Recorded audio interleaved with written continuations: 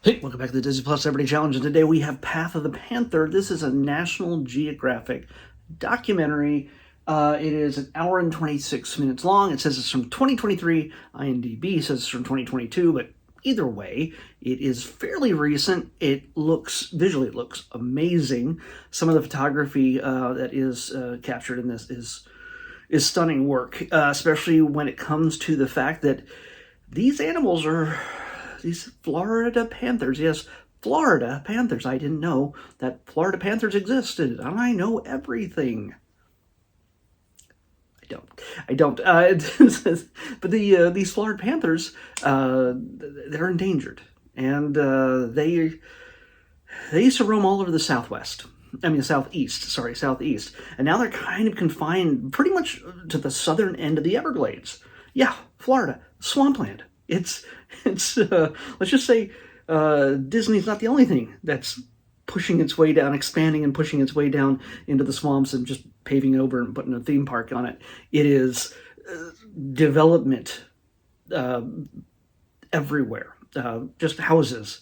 And it's from developers who come in and where the land used to be, one guy expresses $2,600 an acre or so, is now more than, at the time of this filming, up to $20,000 an acre, and people are paying it because they know they can just build more photocopied houses. And you see that in a number of scenes here. What we do in the very early on is we follow Carlton Ward Jr. He is a photographer, and he's all about tracking and learning more about the survival of these creatures, these panthers. Yes, it's not India, it's not Africa, Asia, whatever. This is Florida, and you expect to see alligators. You expect to see other more swampy wildlife, but these are animals that are quickly being pushed out beyond just houses, but developments and things like that, but also freeways. You'll see the process throughout this documentary of some people attempting to put a new toll road. There's so many toll roads apparently, more than any other place in the country, more toll roads in Florida than anywhere else. And branching off the 75 and going down towards Miami, right through the middle of the lands, what's the little bit of dry land that can be found in these swamps in the Everglades. And as hurricanes hit and climate change just makes the shores closer and closer disappear as the waters rise, it's really difficult to find a place for these creatures to live, breed, and raise their young, and keep that cycle going. The very first thing we see in this documentary is really tragic. There's a dead panther alongside the road, and as the police arrive after the accident, apparently somebody hit it, and it stumbled its way to the side of the road just to die. And it was, according to the news report that played after this was as the Panther was hit, it was like the 18th one that year, and for a environment for a collection of panthers that is so endangered as it is, to have 18 of them just get hit by cars seems tremendously detrimental to their survival.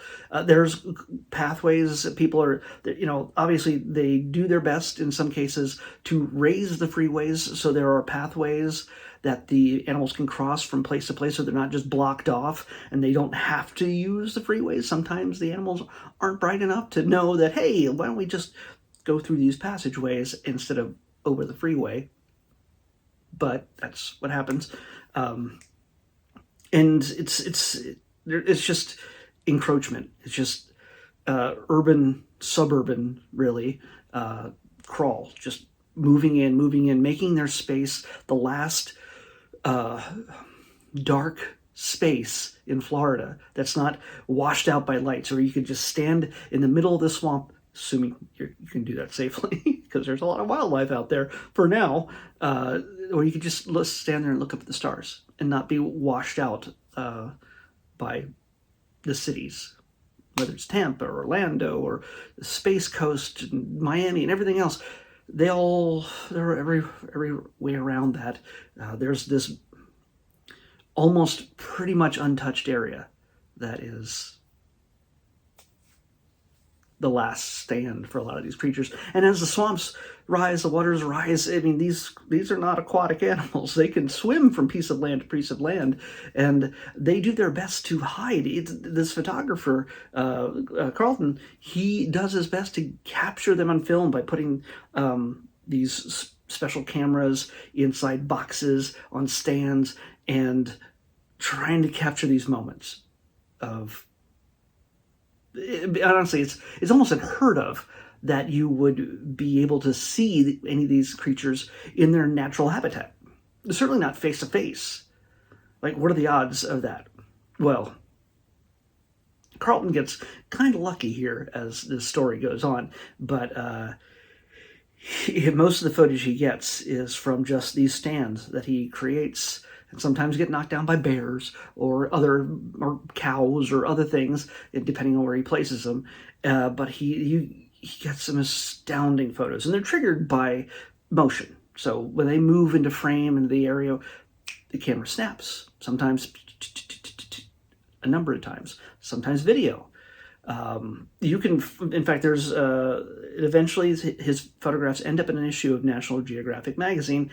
If you all know what that is. A magazine is a paper computer with data that doesn't really ever change, but it has pictures in it from his series of photos. And he's, according along the lines of this, along the way, he loses, honestly, it seems like thousands of dollars worth of camera equipment, mainly due to Hurricane Irma.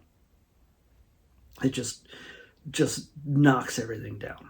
So, and by the way, beyond the encroachment of humanity, the freeways and houses and everything else, beyond just nature itself and climate change and everything else, hurricanes, there's also the fact that there's a feline virus going around. There's one point he captures photos of young kittens of one of the panthers they're tracking. And it barely can stand. It's stumbling its way toward its mother. And at some point, they're able to find some of these animals and get them captured long enough to vaccinate them and to set them free again.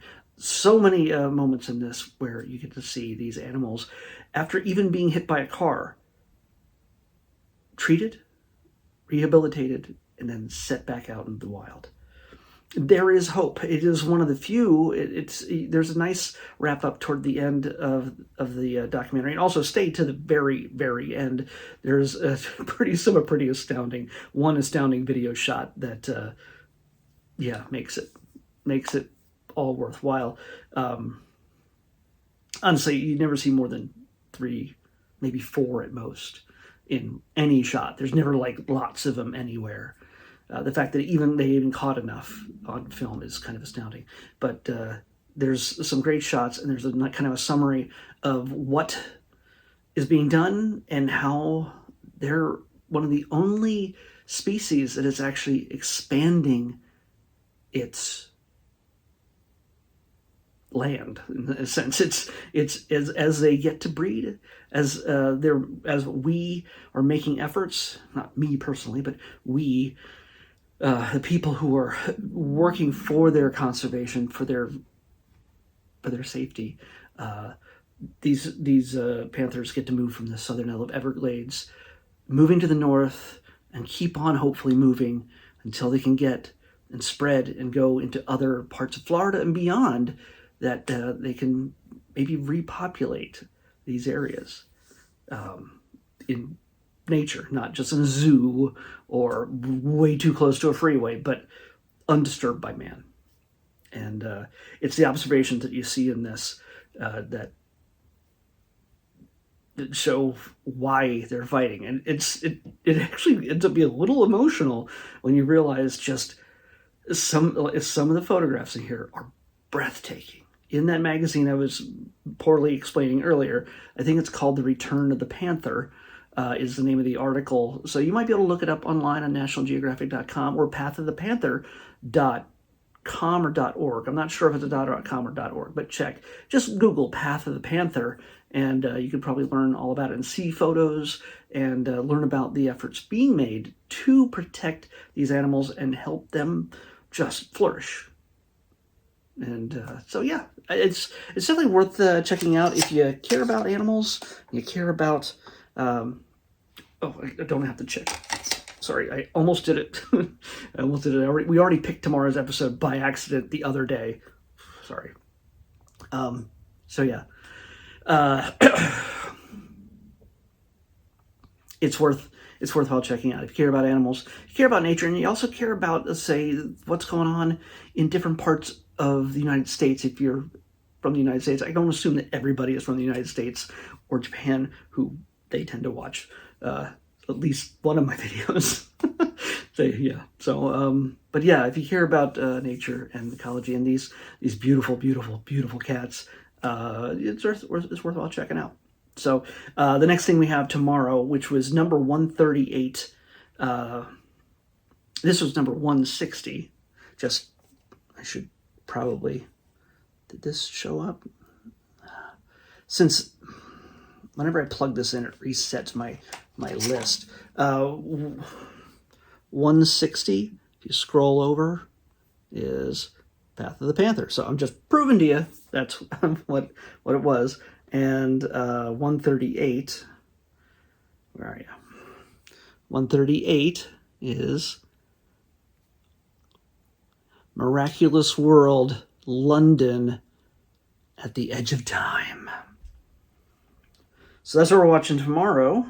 A short movie, I think it's a little under an hour. Miraculous World. This is Ladybug. Ladybug and Cat Noir. It's a French animated series and films and things like that. But Miraculous World, they go to London this time. Miraculous World, London, at the Edge of Time. I think Big Ben will probably play a part in this. I have no idea. We'll find out. That's what will happen tomorrow on the next Disney Plus Everyday Challenge. I'll see you back here tomorrow with that.